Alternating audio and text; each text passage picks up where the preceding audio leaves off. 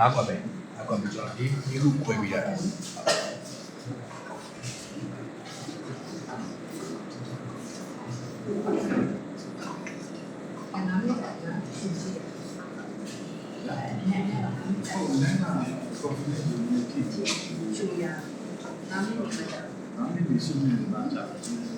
အနေထိုင်သွားမှာလား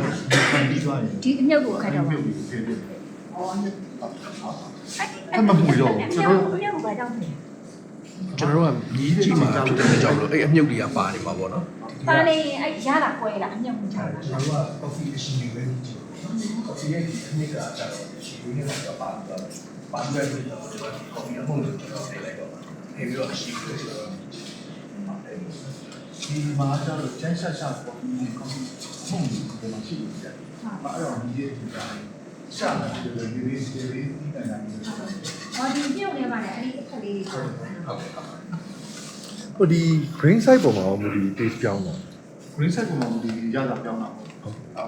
ကျွန်တော်ကပင်မှာကျတော့ပုံမှန်သူတတ်မှတ်ထားတဲ့ဟိုဘယ် size တုံးอ่ะ ဘယ်စိတ်ကြည့်ရ အားမျိုးရှိ stainless steel ဟုတ်ကဲ့ဟုတ်အဲ့ပုံစံတိုင်းပဲကျွန်တော်တို့ကတက်လုပ်ကြတာပေါ့ပြီးတော့သူတို့တတ်မှတ်ထားတဲ့အချိုးပေါ့အဲ့အချိုးနဲ့ကျွန်တော်တို့ကစမ်းရတာ ဟုတ် ဒီ coffee ရောဟိုဒီချိုးတစ်စိမ့်နဲ့ဆန်းတယ်နောက် coffee ရောဒီချိုးတစ်စိမ့်နဲ့ဆန်းတယ်အဲ့ဒါဆိုရင်အဲ့ဒီ coffee ကိုကချိုးပြီးရရလာမယ်အဲ့ကျွန်တော်တို့ apple ပေါ့ဒီ coffee ကိုလည်း16နဲ့ဆန်းတယ်ဒီ coffee ကိုလည်းဒါဒီကို16နဲ့ဆန်းပါတာအခုကိုတော့ဒီအခုကိုတိုးလို့တော့မရဘူး ဒါဆိုကျွန်တော်တို့အားလုံးဟို